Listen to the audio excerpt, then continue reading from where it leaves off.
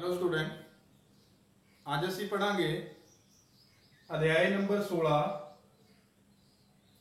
कूड़े करकट की संभाल ਅਤੇ निपटारे के प्रबंध बारे, garbage in and garbage out बारे। प्यारे विद्यार्थियों, जिस तरह तुहानू पता ही है कि असी अपने घर स्कूलों के विच दुकानां जां दफ्तरां दे विचों रोजाना बहुत ज़्यादा मात्रा दे विच जिहड़ा कूड़ा करकट है वो बाहर सिੱਟਦੇ हैं। जिमें कि अनाज, दालां, सब्जियां, दुध या होर कई पदार्थ जिन्होंने असी बाजार तो जाके खरीदते हैं या दुकानों तो लेके आते हैं, वो ज़्यादातर जिहड़ी है प्लास्टिक की थैलियां विच ही पैक होंदी है या असी उन्होंने प्लास्टिक की थैलियां च भर के घर लेके आते हैं। पैकिंग दी सारी जी वस्तुएं हैं इन्होंने असी कूड़े के रूप में बाहर अपने घर तो सुट देंगे हैं। अपने रोजाना कामां दे विच असी बहुत मात्रा विच कूड़ा जिहड़ा वो पैदा करते हैं। असी अक्सर जनतक थावां जिवें बसां, रेल गड्डियां दे विच मूंगफली खा के ते मूंगफली के जिहड़े छिलके हैं वो बस के अंदर ही या फिर रेल गड्डी के अंदर ही सिट देंगे हैं।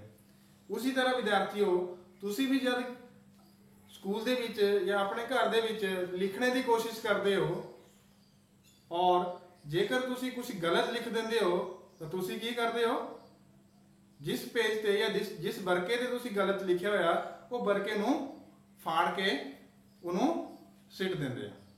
उसी तरह कई छोटे छोटे बच्चे जिहड़े हैगे वो अपनी कच्ची पेंसिल नूं शॉर्प करते रहते हैं, मतलब उसदे नाल क्या करते रहते, खेडते रहते हैं, चाहे वो घर दे विच होए चाहे स्कूल दे विच होए, ते उहदे नाल भी क्या होंदा है, जिहड़ा कूड़ा है वो पैदा होंदा है।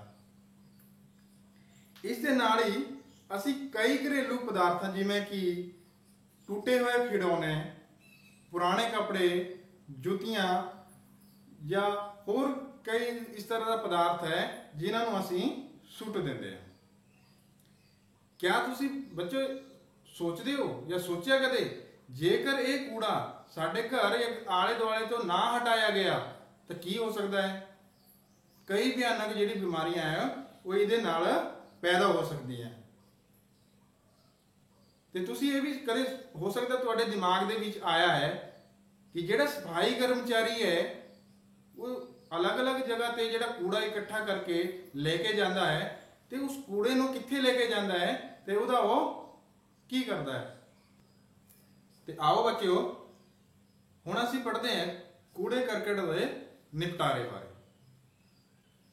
जदों कोई सफाई कर्मचारी कूड़ा इकट्ठा करके उन्होंने ट्रकों द्वारा किसी नीवें अते खुले खेतरां विच जिथे डूंघे टोहे पुट्टे होंदे हैं पहले ही उत्थे ले जाता है, तो इन्हां खेतरां नूं भराव खेतर या फिर लैंडफिल आखते हैं। उत्थे कूड़े दे उस भाग नूं जिसदा मुड़ उपयोग किया जाता है उसनूं वखरा किया जाता है अते उस भाग नूं जिहदा उपयोग दोबारा नहीं हो सकता उसनूं वख किया जाता है। इस तरह साडे कोल जिहड़ा कूड़े करकट है उहदे दो हिस्से हमेशा होंदे हैं। पहला हैगा वरतनयोग ते दूसरा हैगा ना वरतनयोग। वरतनयोग का मतलब है जिन्हों असी रिसाइकल कर सकते हैं, जिस तरह प्लास्टिक है या धातां दी और कई किस्म के इस तरह की चीज़ां हैगियां जिन्होंने दोबारा जिहड़ी है जिहदी वरतों कीती जाती है।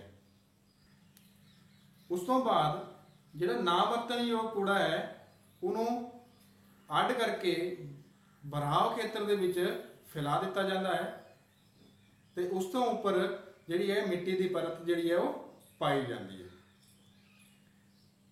जदों यह भराव खेतर पूरी तरह से भर जाए तो आम तौर पर इहदे उत्ते कोई ना कोई पार्क या जिहड़ा खेड का मैदान जिहड़ा है वो बनाया जाता है और इस खेतर के उपर कम से कम 20 साल तक किसी भी बिल्डिंग का निर्माण की मनाही जिहड़ी है वो हुंदी है। कूड़ा करकट के बरतनयोग ਹਿੱਸੇ ਦੇ ਨਿਪਟਾਰੇ ਦੇ ਲਈ ਭਰਾਵ ਖੇਤਰ ਦੇ ਨੇੜੇ ਹੀ ਕੰਪੋਸਟ ਬਣਾਉਣ ਵਾਲੇ ਖੇਤਰ ਜਿਹੜੇ ਉਹ ਵਿਕਸਿਤ ਕੀਤੇ ਜਾਂਦੇ हैं। परंतु ਇਹ ਕੰਪੋਸਟ ਕੀ ਹੈ, ਆਓ ਇਸ ਨੂੰ ਅਸੀਂ ਇੱਕ क्रिया ਰਾਹੀਂ ਸਮਝਣ ਦੀ ਕੋਸ਼ਿਸ਼ ਕਰਦੇ ਹਾਂ। ਆਪਣੇ ਘਰ ਦੇ ਕੂੜੇ ਨੂੰ ਕੂੜੇਦਾਨ ਵਿੱਚ ਸੁੱਟਣ ਤੋਂ ਪਹਿਲਾਂ ਕਿਸੇ ਇੱਕ ਥਾਂ ਤੇ ਇਕੱਤਰਿਤ ਕਰੋ ਤੇ ਉਸ ਨੂੰ ਇਸ ਢੰਗ ਨਾਲ ਦੋ ਭਾਗਾਂ ਦੇ ਵਿੱਚ ਵੰਡ ਕਰੋ। ਜਿਵੇਂ ਸਮੂਹ ਇੱਕ ਦੇ ਵਿੱਚ ਰਸੋਈ ਘਰ ਦਾ ਕੂੜਾ, ਜਿਵੇਂ ਸਬਜ਼ੀਆਂ ਦੇ ਛਿਲਕੇ, ਚਾਹ ਜਾਂ ਫਿਰ ਬਚਿਆ ਹੋਇਆ ਭੋਜਨ,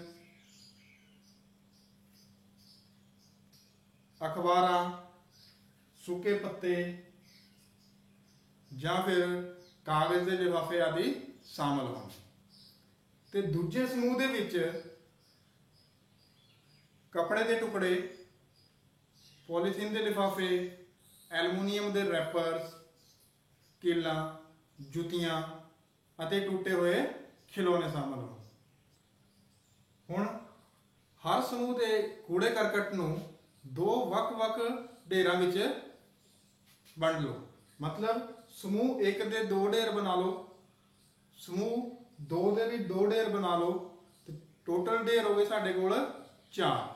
दो ढेर समूह एक दे, दो ढेर समूह दो दे, ते इन्हां नूं A, B ਅਤੇ C, D ਦਾ ਨਾਮ ਦੇ ਦਿਓ ਅਤੇ ਇਹਨਾਂ ਚਾਰਾਂ ਹੀ ਢੇਰਾਂ ਨੂੰ ਚਾਰ ਵੱਖ-ਵੱਖ ਪਲਾਸਟਿਕ ਦੀ ਥੈਲੀਆਂ ਵਿੱਚ ਭਰ ਕੇ थैली का जो मूँह है उपरों कस के बंद कर लो और चार खड्डे पुट के इन्हां चारों थैलियां नूं अलग अलग करके चारों खड्डियां च पा दो और उपर मिट्टी नाल ढक लो। प्यारे बच्चों, 4 दिन तो बाद जब असी इन्हां चारों खड्डियां के उपर वाली मिट्टी नूं हटावांगे तो तुसी नोट करोगे कि जेकर कूड़ा दे जिहड़ा रंग है वो काला हो गया है तो उहदे चों जेकर कोई बदबू नहीं आ रही है, वो इस गल नूं दर्शाउंदा है कि जिहड़ा कूड़ा है वो पूरी तरह से गल सड़ गया है अते उसनूं दोबारा मिट्टी विच रला दो। हरेक पॉलीथीन दे विच कूड़े दे जिहड़े हरेक पॉलीथीन है उहदे विच कोई ना कोई जिहड़ा वो परिवर्तन आउंदा ही है, चाहे वो परिवर्तन रंग दे विच होए, चाहे वो परिवर्तन बदबू दे विच होए, लेकिन कुछ ना कुछ उहदे विच जिहड़ा है परिवर्तन आंदा ही आंदा है। इस नूं हर 2 दिनां दे बाद या हर 2 दिन दे अंतर तो बाद इन्हां दा निरीक्षण करो ते तुसीं देखोगे कि जिहड़ा कूड़ा है जिहड़ा कि पूर्ण रूप विच गल चुकिया है ते उहदे विचों कोई बदबू नहीं आती है। या इस तरह भी हो सकता है कि कुछ हिस्सा गल चुका है तो कुछ रहिंदा है, या इस तरह भी हो सकता है किसी जिहड़ी थैली दे विच कि लगभग पूरी तरह से कूड़ा गल चुका है लेकिन जिहड़ी बदबू है वो अजे भी आ रही है। अते किस ढेरी वाला कूड़ा गल सड़ गया है तो किस वाला नहीं गलिया है। जेकर कचरा पूर्ण रूप विच गल सड़ गया है और उहदे विचों कोई बदबू नहीं आ रही है तो उस कचरे नूं मिट्टी विच रला दो। इस क्रिया तो सानू यह पता लगता है कि कूड़े करकट दीयां कुछ चीज़ां गल सड़ जांदियां हैं अते खाद विच परिवर्तित हो जाती है, जिसनूं कंपोस्टिंग आखदे हैं। प्यारे बच्चों, तुसी जेकर किसी शहर का दौरा किया होएगा या जेकर तुसी किसी शहर दे विच रहिंदे हो तो उत्ते तुसी 2 तरह के डस्टबिन जिहड़े आ कूड़ेदान जिहड़े है वो तुहानूं दिखदे होणगे जेकर तुसी नोट किया होया, क्योंकि जिहड़े शहर अते नगर पालिका है वो कूड़े करकट नूं इकट्ठा करन लई 2 तरह के कूड़ेदान का इस्तेमाल करती है। एक नीले रंग का कूड़ादान हुंदा है ते एक हरे रंग का कूड़ादान होता है। प्यारे बच्चों, जिहड़ा नीले रंग का कूड़ादान हैगा या जिहड़ा नीले रंग का जिहड़ा डस्टबिन है वो ਉਹ ਪਦਾਰਥ ਉਹਦੇ ਚ ਪਾਏ ਜਾਂਦੇ ਹੈ ਜਿਨ੍ਹਾਂ ਦੀ ਦੁਬਾਰਾ ਵਰਤੋਂ ਕੀਤੀ ਜਾ ਸਕਦੀ ਹੈ। ਜਿਸ ਤਰ੍ਹਾਂ ਸੇ ਪਲਾਸਟਿਕ ਹੋ ਗਿਆ ਜਾਂ ਕੋਈ ਧਾਤਾਂ ਦੀ ਚੀਜ਼ ਹੋ ਗਈ, ਜਿਨ੍ਹਾਂ ਨੂੰ ਮਤਲਬ ਰਿਸਾਈਕਲ ਕੀਤਾ ਜਾ ਸਕਦਾ ਹੈ। ਤੇ ਜਿਹੜਾ ਹਰਾ ਡਸਟਬਿਨ ਹੈਗਾ ਜਾਂ ਹਰਾ ਕੂੜਾਦਾਨ ਹੈ, ਉਹਦੇ ਚ ਉਹ ਪਦਾਰਥ ਪਾਏ ਜਾਂਦੇ ਹੈ ਜਿਵੇਂ ਰਸੋਈ ਘਰ ਦੀ ਰਹਿੰਦ ਖੂੰਹਦ ਜਾਂ ਪਸ਼ੂਆਂ ਦੀ ਰਹਿੰਦ ਖੂੰਹਦ ਜਾਂ ਸੁੱਕੇ ਪੱਤੇ ਇਤਿਆਦਿ ਉਹਦੇ ਚ ਪਾਏ ਜਾਂਦੇ हैं, ਜਿਹੜੇ ਬਾਅਦ ਚ ਗਲ ਸੜ ਜਾ ਕੇ ਸਾਨੂੰ क्या प्रदान करते हैं, कंपोस्ट प्रदान करते हैं। ਤੁਸੀਂ ਅਕਸਰ ਸੜਕਾਂ ਦੇ ਕਿਨਾਰੇ ਸੁੱਕੇ ਪੱਤਿਆਂ ਦੇ ਕੂੜੇ ਦੇ ਢੇਰ ਦੇਖੇ ਹੋਣਗੇ। ਇਹਨਾਂ ਨੂੰ ਅਕਸਰ ਜਾਂ ਬਹੁਤੀ ਵਾਰ ਜਿਹੜਾ ਹੈ ਉੱਥੇ ਸਾੜ ਦਿੱਤਾ ਜਾਂਦਾ ਹੈ। ਉਸੇ ਤਰ੍ਹਾਂ ਆਮ ਤੌਰ ਤੇ ਕਿਸਾਨ ਵੀ ਕਟਾਈ ਤੋਂ ਬਾਅਦ ਉਹਨਾਂ ਦੇ ਖੇਤਾਂ 'ਚ ਪਏ ਸੁੱਕੇ ਪੱਤੇ ਜਾਂ ਫਸਲਾਂ ਦੀ ਜਿਹੜੀ ਰਹਿੰਦ ਖੂੰਹਦ ਹੈ ਜਾਂ ਤੂੜੀ ਦੀ ਜਿਹੜੀ ਰਹਿੰਦ ਖੂੰਹਦ ਹੈ ਉਸ ਨੂੰ ਅਕਸਰ ਸਾੜ ਦਿੰਦੇ ਆ। ਇਸ ਨੂੰ ਸਾੜਨ ਨਾਲ ਸਿਹਤ ਲਈ ਹਾਨੀਕਾਰਕ ਗੈਸਾਂ ਅਤੇ ਧੂੰਆਂ ਜਿਹੜਾ ਉਹ ਪੈਦਾ ਹੁੰਦਾ ਹੈ। ਸਾਨੂੰ ਇਸ ਰੁਝਾਨ ਨੂੰ ਖਤਮ ਕਰਨ ਦੀ ਕੋਸ਼ਿਸ਼ ਕਰਨੀ ਚਾਹੀਦੀ ਹੈ ਅਤੇ ਵਾਤਾਵਰਣ ਨੂੰ ਸਾਫ਼ ਰੱਖਣੇ ਵਿੱਚ ਆਪਣੀ ਜਿਹੜੀ ਯੋਗਦਾਨ ਹੈ ਉਹ ਹਮੇਸ਼ਾ ਪਾਉਣਾ ਚਾਹੀਦਾ ਹੈ। ਇਹ ਜਿਹੜੀ ਖੇਤਾਂ ਦੀ ਰਹਿੰਦ ਖੂੰਹਦ ਜਾਂ ਫਸਲ ਦੀ ਜਿਹੜੀ ਰਹਿੰਦ ਖੂੰਹਦ ਹੈ, ਇਹਨੂੰ ਅਸੀਂ ਵਰਮੀ ਕੰਪੋਸਟ ਦੇ ਵਿੱਚ ਜਾਂ ਕੰਪੋਸਟ ਦੇ ਵਿੱਚ ਜਿਹੜਾ ਹੈ ਉਹਨੂੰ ਪਰਿਵਰਤਿਤ ਕਰ ਸਕਦੇ ਹਾਂ ਜਾਂ ਇਹਨੂੰ ਕੰਪੋਸਟ ਦੇ ਵਿੱਚ ਬਦਲਿਆ ਜਾ ਸਕਦਾ ਹੈ। ਪਿਆਰੇ ਬੱਚਿਓ, ਹੁਣ ਅਸੀਂ ਪੜ੍ਹਦੇ ਹਾਂ ਵਰਮੀ ਕੰਪੋਸਟਿੰਗ ਬਾਰੇ ਕਿ ਵਰਮੀ ਕੰਪੋਸਟਿੰਗ क्या है। ਇਸ ਤੋਂ ਪਹਿਲਾਂ ਤੁਸੀਂ ਪੜ੍ਹਿਆ ਪਿਛਲੇ ਟੌਪਿਕ ਦੇ ਵਿੱਚ ਕੰਪੋਸਟ ਬਾਰੇ, ਤੇ ਹੁਣ ਜਿਹੜਾ ਸਾਡਾ ਟੌਪਿਕ ਹੈ ਉਹ ਹੈ ਵਰਮੀ ਕੰਪੋਸਟਿੰਗ ਬਾਰੇ। ਪਿਆਰੇ ਵਿਦਿਆਰਥੀਓ, ਰਸੋਈ ਘਰ ਦੇ ਕੂੜੇ ਨੂੰ ਲਾਲ ਗੰਡੋਇਆਂ ਦੀ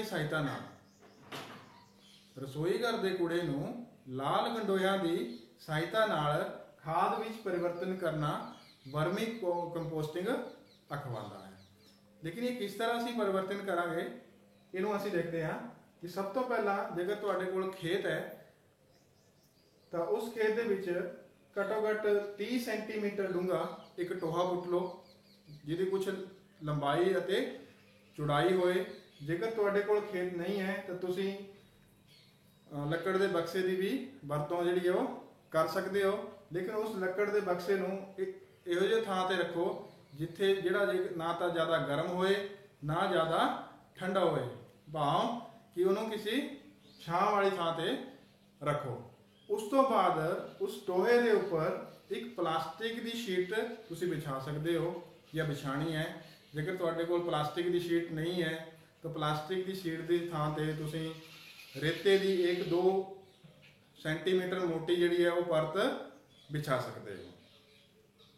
ਹੁਣ ਉਸ ਟੋਹੇ ਦੇ ਉੱਪਰ ਤੁਹਾਡੀ ਇੱਕ ਪਰਤ ਹੋ ਗਈ ਪਲਾਸਟਿਕ ਦੀ ਸ਼ੀਟ ਦੀ। ਜੇਕਰ ਪਲਾਸਟਿਕ ਸ਼ੀਟ ਨਹੀਂ ਹੈ ਤਾਂ ਤੁਸੀਂ ਰੇਤਾ ਵਿਛਾ ਸਕਦੇ ਹੋ। ਉਹਦੇ ਉੱਪਰ ਜਿਹੜੀ ਤੁਸੀਂ ਚੀਜ਼ਾਂ ਰੱਖਣੀਆਂ ਹੈਗੀਆਂ ਉਹ ਜਿੱਦਾਂ ਹਰੇ ਪੱਤੇਦਾਰ ਪੌਦੇ ਹੋ ਗਏ ਜਾਂ ਸਿਰਫ ਪੱਤੇ ਹੋ ਗਏ ਜਾਂ ਪੌਦੇ ਦੀ ਸੁੱਕੀ ਡੰਡੀਆਂ ਹੋ ਗਈਆਂ, ਤੂੜੀ ਹੋ ਗਈ, ਉਹਦੀ 1-2 ਇੰਚ ਜਿਹੜੀ ਹੈ ਮੋਟੀ ਪਰਤ ਤੁਸੀਂ ਵਿਛਾਣੀ ਹੈ।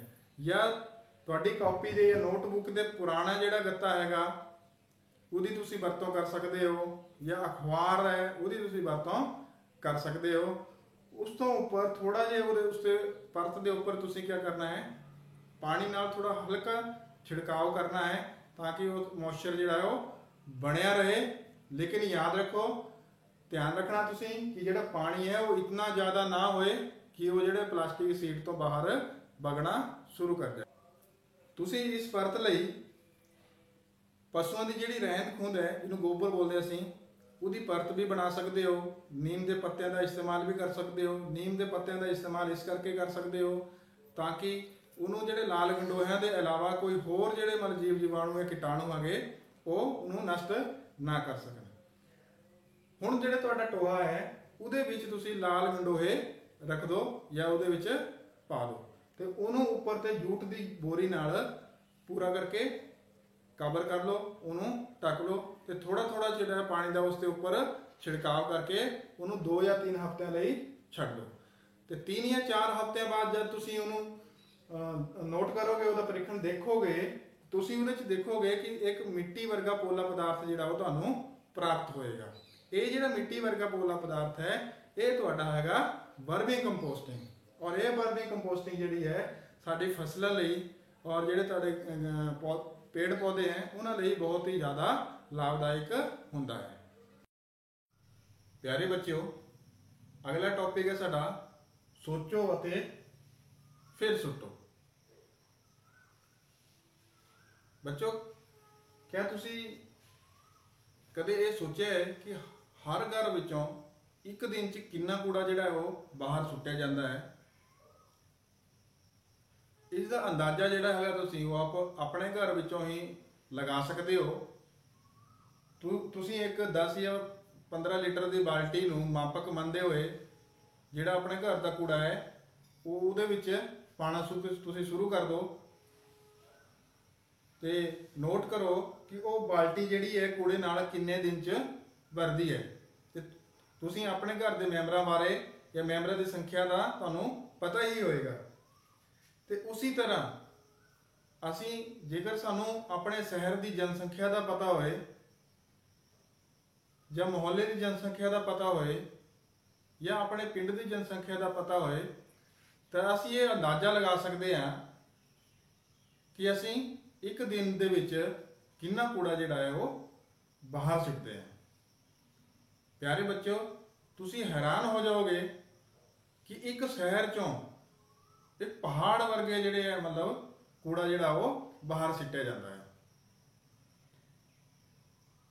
ਇਸ ਤੋਂ ਅਸੀਂ ਕੁਝ ਹੱਦ ਤੱਕ ਬਚ ਸਕਦੇ ਹਾਂ ਜੇਕਰ ਅਸੀਂ ਜਿਹੜਾ ਕੂੜਾ ਹੈਗਾ ਉਹਨੂੰ ਸੋਚ ਕੇ ਬਾਹਰ ਸਿੱਟਦੇ ਹਾਂ। ਕਿਉਂਕਿ ਤੁਹਾਨੂੰ ਪਹਿਲਾਂ ਹੀ ਹੁਣ ਪਤਾ ਚੱਲ ਚੁੱਕਿਆ ਹੈ ਕਿ ਸਾਡੇ ਕੋਲ ਦੋ ਕਿਸਮ ਦਾ ਜਿਹੜਾ ਉਹ ਕੂੜਾ ਹੁੰਦਾ ਹੈ, ਇੱਕ ਨਾ ਵਰਤਣਯੋਗ ਤੇ ਇੱਕ ਵਰਤਣਯੋਗ। ਨਾ ਵਰਤਣਯੋਗ ਦਾ ਮਤਲਬ ਹੈ ਜਿਹਦਾ ਅਸੀਂ ਦੁਬਾਰਾ ਇਸਤੇਮਾਲ ਨਹੀਂ ਕਰ ਸਕਦੇ हैं। ਤੇ ਜਿਹੜਾ ਮੁੜ ਵਰਤਣਯੋਗ ਹੈਗਾ, ਜਿਸ ਤਰ੍ਹਾਂ ਅਖਬਾਰਾਂ ਹੈ, ਕਾਗਜ਼ ਹੈ, ਇਹ ਕੋਈ ਹੋਰ ਚੀਜ਼ਾਂ ਹੈਗੀਆਂ ਜਿਹਦਾ ਅਸੀਂ ਮੁੜ ਉਪਯੋਗ ਕਰ ਸਕਦੇ ਹਾਂ। ਜਿਸ ਤਰ੍ਹਾਂ ਅਖਬਾਰਾਂ ਜਾਂ ਕਾਗਜ਼ ਹੈਗਾ ਉਹਦਾ ਅਸੀਂ ਕਾਗਜ਼ ਦੇ ਲਿਫਾਫੇ ਬਣਾ ਸਕਦੇ ਹੋ। ਤੁਸੀਂ ਕਈ ਵਾਰ ਬਾਜ਼ਾਰ ਗਏ ਹੋਣੇ ਜਾਂ ਸਬਜ਼ੀ ਮੰਡੀ ਗਏ ਹੋਣੇ ਤੇ ਦੁਕਾਨਦਾਰ ਜਿਹੜਾ ਹੈ ਸਾਨੂੰ ਸਬਜ਼ੀ ਜਿਹੜਾ ਅਖਬਾਰ ਦੇ ਲਿਫਾਫੇ ਵਿੱਚ ਪਾ ਕੇ ਦਿੰਦਾ ਹੈ ਜਾਂ ਕਾਗਜ਼ ਦੇ ਲਿਫਾਫੇ 'ਚ ਪਾ ਕੇ ਦਿੰਦਾ ਹੈ। ਉਹ ਕਾਗਜ਼ ਦੀ ਕਿਆ ਕੀਤੀ ਹੋਈ ਹੈ? ਮੁੜ ਵਰਤੋਂ ਕੀਤੀ ਹੋਈ ਹੈ, ਦੁਬਾਰਾ ਉਹਨੂੰ ਵਰਤੋਂ ਕੀਤਾ ਹੋਇਆ ਹੈ, ਉਹ ਵਰਤਣਯੋਗ ਹੈ। ਤੇ ਉਸੇ ਤਰ੍ਹਾਂ ਜੇਕਰ ਅਸੀਂ ਕਰਿਆਨੇ ਦੀ ਦੁਕਾਨ ਤੇ ਜਾਂਦੇ ਹਾਂ ਤਾਂ ਉੱਥੇ ਵੀ ਕਈ ਵਾਰ ਸਾਨੂੰ ਕਿਹਾ ਹੈ ਕਾਗਜ਼ ਦੇ ਜਿਹੜੇ ਆ ਉਹ ਲਿਫਾਫੇ ਦਿੱਤੇ ਜਾਂਦੇ ਹਨ। ਤੇ ਇਸ ਕਰਕੇ ਜੇਕਰ ਅਸੀਂ ਸੋਚ ਕੇ ਕੂੜੇ ਨੂੰ ਬਾਹਰ ਸਿੱਟਦੇ ਹਾਂ ਕਿ ਜਿਹੜਾ ਵਰਤਣਯੋਗ ਕੂੜਾ ਹੈ ਉਹਨੂੰ ਅੱਡ ਕਰ ਦਿਓ, ਜਿਹੜਾ ਨਾ ਵਰਤਣਯੋਗ ਹੈ ਉਹਨੂੰ ਵੱਖ ਕਰ ਦਿਓ, ਤੇ ਅਸੀਂ ਜਿਹੜਾ ਹੈ ਉਹ ਕੂੜੇ ਦਾ ਜਿਹੜੇ ਨਿਪਟਾਰੇ 'ਚ ਕੁਛ ਨਾ ਕੁਛ ਆਪਣੇ ਲੈਵਲ ਤੇ ਕੁਛ ਸਹਾਇਤਾ ਜਿਹੜੀ ਹੈ ਜ਼ਰੂਰ ਕਰ ਸਕਦੇ ਹਾਂ। ਨਹੀਂ ਤਾਂ ਇਹ ਸਾਰਾ ਕੰਮ ਜਿਹੜਾ ਹੈ ਅਸੀਂ ਤਾਂ ਕੂੜਾ ਮਿਕਸ ਕਰਕੇ ਜਿਹੜਾ ਮਤਲਬ ਕੂੜੇਦਾਨ 'ਚ ਸਿੱਟਦੇ ਹਾਂ, ਉਸ ਤੋਂ ਬਾਅਦ ਸਫਾਈ ਕਰਮਚਾਰੀ ਨੂੰ ਲੈ ਕੇ ਭਰਾਵ ਖੇਤਰ 'ਚ ਲੈ ਕੇ ਜਾਂਦਾ ਉੱਥੇ ਫੈਲਾ ਕੇ ਉਹਨਾਂ ਦੁਆਰਾ ਜਿਹੜਾ ਹੈਗਾ ਉਹ ਕੂੜਾ ਵੱਖ-ਵੱਖ ਕੀਤਾ ਜਾਂਦਾ ਹੈ। ਤੇ ਤੁਸੀਂ ਪਹਿਲੇ ਪੜ੍ਹ ਚੁੱਕੇ ਹੋ ਜਿਹੜੇ ਨਾ ਵਰਤਣਯੋਗ ਹੈ ਉਹਨੂੰ ਫੈਲਾ ਕੇ ਉਹਦੇ ਉੱਪਰ ਮਿੱਟੀ ਪਾ ਦਿੱਤੀ ਜਾਂਦੀ ਹੈ, ਜਦ ਕਿ ਜਿਹੜਾ ਵਰਤਣਯੋਗ ਹੈਗਾ ਉਹਦਾ ਜਿਹੜਾ ਕੰਪੋਸਟ ਤਿਆਰ ਕੀਤਾ ਜਾਂਦਾ ਹੈ ਉੱਥੇ। ਪਿਆਰੇ ਬੱਚਿਓ, ਉਸੇ ਤਰ੍ਹਾਂ ਜਿਹੜੇ ਪੁਰਾਣੇ ਕੱਪੜੇ ਹੈ ਉਹਨਾਂ ਦਾ ਅਸੀਂ ਜਿਹੜਾ ਹੈ ਉਹ ਬੈਗ ਤਿਆਰ ਕਰ ਸਕਦੇ ਹਾਂ। ਤੇ ਉਹ ਬੈਗ ਜਿਹੜਾ ਹੈ ਅਸੀਂ ਕਿਸੇ ਵੀ ਸਮਾਨ ਦੀ ਢੁਆਈ ਲਈ ਇੱਕ ਜਗ੍ਹਾ ਤੇ ਦੂਜੀ ਜਗ੍ਹਾ ਜਿਹੜਾ ਲੈ ਜਾ ਸਕਦੇ ਹਾਂ। ਉਸ ਤੋਂ ਬਾਅਦ ਸਾਡਾ ਜਿਹੜਾ ਅਗਲਾ ਟੌਪਿਕ ਹੈ ਉਹ ਹੈ ਕਾਗਜ਼ ਦਾ ਮੁੜ ਉਤਪਾਦਨ।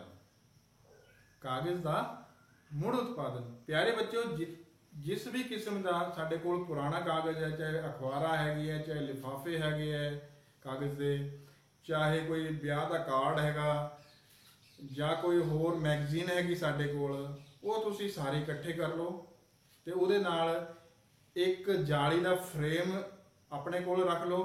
ਤੇ ਜਿਹੜੇ ਕਾਗਜ਼ ਦੇ ਜਾਂ ਪੁਰਾਣਾ ਕਾਗਜ਼ ਸਾਡੇ ਕੋਲ ਹੈ ਉਹਦੇ ਬਿਲਕੁਲ ਛੋਟੇ ਪੀਸ ਤੁਸੀਂ ਜਿਹੜਾ ਹੈ ਉਹ ਕਰਕੇ ਇੱਕ ਬਾਲਟੀ ਦੇ ਵਿੱਚ ਪਾ ਲਿਓ ਜਾਂ ਕਿਸੇ ਟੱਬ 'ਚ ਪਾ ਲਓ ਤੇ ਨਾਲ ਹੀ ਉਹਦੇ ਵਿੱਚ ਪਾਣੀ ਪਾਓ। ਫਿਰ ਉਸ ਪਾਣੀ ਤੇ ਕਾਗਜ਼ ਦੇ ਟੁਕੜਿਆਂ ਨੂੰ 1 ਜਾਂ 1.5 ਦਿਨ ਤੱਕ ਉਸ ਤਰ੍ਹਾਂ ਹੀ ਪਿਆ ਰਹਿਣ ਦਿਓ। ਤੇ ਜਦ ਤੁਸੀਂ ਅਗਲੇ ਦਿਨ ਉਹਨੂੰ ਦੇਖੋਗੇ ਤਾਂ ਜਿਹੜਾ ਕਾਗਜ਼ ਹੈ ਪੂਰੀ ਤਰ੍ਹਾਂ ਤੇ ਗਲ ਗਿਆ ਹੋਵੇਗਾ। ਤੁਸੀਂ ਉਹਨੂੰ ਰਲਾਉਣ ਵਾਸਤੇ ਕਿਸੇ ਮਿਕਸੀ ਦਾ ਵੀ ਉਪਯੋਗ ਜਿਹੜਾ ਉਹ ਕਰ ਸਕਦੇ ਹੋ। ਜਦ ਅਸੀਂ ਉਹਨੂੰ ਚੰਗੀ ਤਰ੍ਹਾਂ ਹੱਥਾਂ ਨਾਲ ਘੋਲ ਦੇਵਾਂਗੇ ਤਾਂ ਅਸੀਂ ਦੇਖਾਂਗੇ ਕਿ ਉਹਦੀ ਇੱਕ ਲੇਟੀ ਜਿਹੜੀ ਉਹ ਤਿਆਰ ਹੋ ਗਈ ਹੋਈ ਹੈ। ਤੇ ਉਸ ਲੇਟੀ ਨੂੰ ਹੁਣ ਜਿਹੜਾ ਅਸੀਂ ਜਾਲੀ ਦਾ ਫਰੇਮ ਲਿਆ ਹੋਇਆ ਉਹ ਜਾਲੀ ਦੇ ਫਰੇਮ ਉੱਪਰ ਬਰਾਬਰ ਕਰਕੇ ਫੈਲਾ ਦਿੰਦੇ ਹਾਂ। ਫੈਲਾ ਦੇਣ ਤੋਂ ਬਾਅਦ ਅਸੀਂ ਉਹਨੂੰ ਅਖਬਾਰ ਨਾਲ ਢੱਕ ਸਕਦੇ ਹਾਂ ਤਾਂ ਕਿ ਜਿਹੜੇ ਉਹਦੇ ਵਿੱਚ ਵੱਧ ਪਾਣੀ ਹੈਗਾ ਉਹ ਉਹਨੂੰ ਆਬਜ਼ਰਵ ਕਰ ਲੇ। ਤੇ ਉਸ ਤੋਂ ਬਾਅਦ ਜਿਹੜਾ ਫਰੇਮ ਹੈਗਾ ਜਿਸ ਤੇ ਅਸੀਂ ਉਹ ਲੇਟੀ ਫੈਲਾਈ ਹੋਈ ਹੈ ਉਹਦੇ ਕਿਨਾਰਿਆਂ ਤੇ ਕੁਝ ਜਿਹੜਾ ਹੈ ਉਹ ਭਾਰੀ ਚੀਜ਼ ਰੱਖ ਦਿਓ, ਮਤਲਬ ਜ਼ਿਆਦਾ ਭਾਰੀ ਨਾ ਹੋਏ ਲੇਕਿਨ ਥੋੜੀ ਜਿਹੀ ਭਾਰੀ ਚੀਜ਼ ਉਹਦੇ ਕਿਨਾਰਿਆਂ ਤੇ ਜਿਹੜਾ ਤੁਸੀਂ ਰੱਖ ਸਕਦੇ ਹੋ ਤਾਂ ਕਿ ਜਿਹੜੀ ਲੇਟੀ ਹੈ ਉਹਦੇ ਕਿਨਾਰੇ ਜਿਹੜੇ ਉਹ ਫੋਲਡ ਨਾ ਹੋ ਸਕੇ। ਤੇ ਉਹਨੂੰ ਧੁੱਪ 'ਚ ਉਦਾਂ ਹੀ ਸੁੱਕਣ ਦਿਓ। ਜਦ ਤੁਸੀਂ ਨੋਟ ਕਰੋਗੇ ਕਿ ਉਹ ਜਿਹੜੀ ਜਾਲੀ ਹੈ ਜਾਂ ਜਿਹੜੀ ਲੇਟੀ ਅਸੀਂ ਜਾਲੀ ਉੱਤੇ ਫੈਲਾਈ ਹੋਈ ਹੈ ਉਹ ਸੁੱਕ ਗਈ ਹੈ ਬਿਲਕੁਲ, ਤੇ ਤੁਹਾਡੇ ਕੋਲ ਇੱਕ ਗੱਤੇ ਦੇ ਰੂਪ ਵਿੱਚ ਉਪਯੋਗ ਵਿੱਚ ਆ ਸਕਦੀ ਹੈ। ਜੇਕਰ ਤੁਸੀਂ ਉਹਨੂੰ ਰੰਗੀਨ ਬਣਾਉਣਾ ਹੈ ਤਾਂ ਉਹਦੇ ਉੱਤੇ ਜਦ ਉਹ ਲੇਟੀ ਬਣੀ ਸੀ ਉਹਦੇ ਵਿੱਚ ਹੀ ਤੁਸੀਂ ਕੋਈ ਨਾ ਕੋਈ ਰੰਗ ਜਿਹੜਾ ਉਹ ਮਿਕਸ ਕਰ ਸਕਦੇ ਹੋ। ਇਸ ਤਰ੍ਹਾਂ ਅਸੀਂ ਜਿਹੜੀ ਕਾਗਜ਼ ਦੀ ਹੈ ਉਹ ਮੁੜ ਉਤਪਾਦਨ ਕਰ ਸਕਦੇ ਹਾਂ ਤੇ ਉਹਦੀ ਵਰਤੋਂ ਵਾਪਸ ਕਰ ਸਕਦੇ ਹਾਂ। ਪਿਆਰੇ ਬੱਚਿਓ, ਅਗਲਾ ਟੌਪਿਕ ਹੈ ਸਾਡਾ ਪਲਾਸਟਿਕ ਵਰਦਾਨ ਜਾਂ ਅਭਿਸ਼ਾਪ।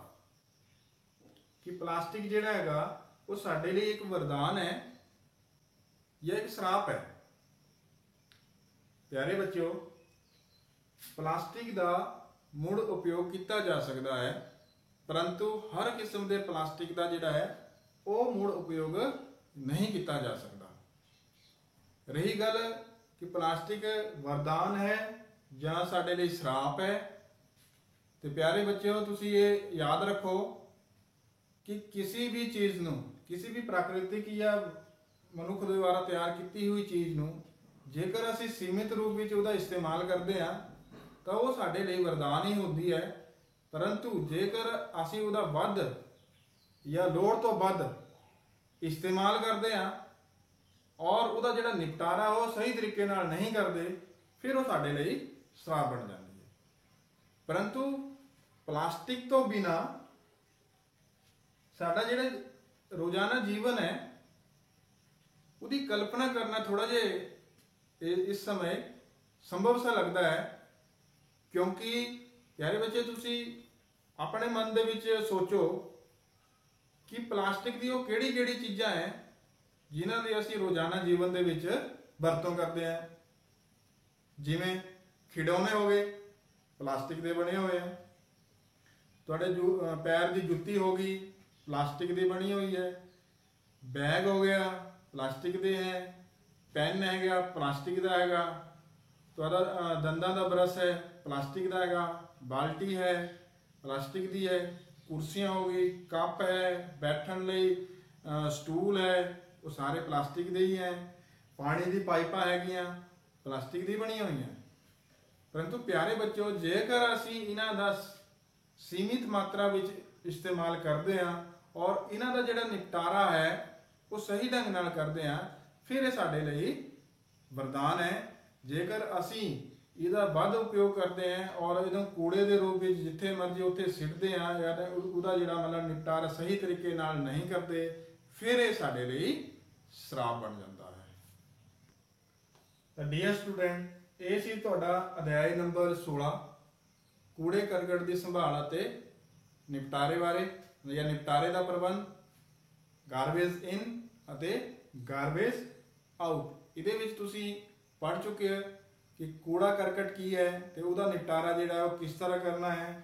ਉਹਦੇ ਤੁਸੀਂ ਕੰਪੋਸਟ ਬਾਰੇ ਪੜ੍ਹ ਚੁੱਕੇ ਹੋ ਤੇ ਵਰਮੀ ਕੰਪੋਸਟ ਬਾਰੇ ਪੜ੍ਹ ਚੁੱਕੇ ਹੋ ਤੇ ਕਾਗਜ਼ ਦਾ ਜਿਹੜਾ ਮੁੜ ਉਪਯੋਗ ਹੈ ਉਹ ਕਿਸ ਤਰ੍ਹਾਂ ਅਸੀਂ ਕਰ ਸਕਦੇ ਹਾਂ। ਪਲਾਸਟਿਕ ਕੀ ਹੈ ਸਾਡੇ ਲਈ, ਪਲਾਸਟਿਕ ਇੱਕ ਵਰਦਾਨ ਹੈ ਜਾਂ ਇੱਕ ਸ਼ਰਾਪ ਹੈ। ਕਿ ਦੋ ਤਰ੍ਹਾਂ ਦਾ ਸਾਡੇ ਕੋਲ ਕੂੜਾ ਹੈ, ਇੱਕ ਵਰਤਣਯੋਗ ਨਾ ਵਰਤਣਯੋਗ। ਤੇ ਨਗਰ ਪਾਲਿਕਾ ਜਾਂ ਫਿਰ ਸ਼ਹਿਰਾਂ ਵਿੱਚ ਦੋ ਕਿਸਮ ਦੇ ਜਾਂ ਦੋ ਰੰਗ ਦੇ ਕੂੜਾਦਾਨ ਹੁੰਦੇ ਆ, ਇੱਕ ਨੀਲਾ ਇੱਕ ਹਰਾ। ਤੇ ਤੁਹਾਨੂੰ ਅਬ ਇਹ ਗਿਆਤ ਹੋ ਚੁੱਕਿਆ ਹੈ ਕਿ ਕਿਹੜੇ ਜਿਹੜਾ ਕੂੜਾ ਹੈਗਾ ਕਿਹੜੇ ਕੂੜੇਦਾਨ ਵਿੱਚ ਪਾਉਣਾ ਹੈ, ਯਾਨੀ ਕਿ ਨੀਲੇ 'ਚ ਕਿਹੜਾ ਪਾਉਣਾ ਹੈ ਤੇ ਹਰੇ ਰੰਗ ਵਿੱਚ ਕਿਹੜਾ ਕੂੜਾ ਜਿਹੜਾ ਤੁਸੀਂ ਉਹ ਪਾਉਣਾ ਹੈ। ਪਿਆਰੇ ਵਿਦਿਆਰਥੀਓ, ਸਾਨੂੰ ਉਮੀਦ ਹੈ ਕਿ ਤੁਸੀਂ ਜਿਹੜੇ ਕੂੜੇ ਕਰਕਟ ਦਾ ਪ੍ਰਬੰਧ ਪੜ੍ਹਿਆ ਹੋਇਆ ਇਹਨੂੰ ਆਪਣੇ ਰੋਜ਼ਾਨਾ ਜੀਵਨ ਵਿੱਚ ਜ਼ਰੂਰ ਉਪਯੋਗ ਕਰੋਗੇ। ਧੰਨਵਾਦ।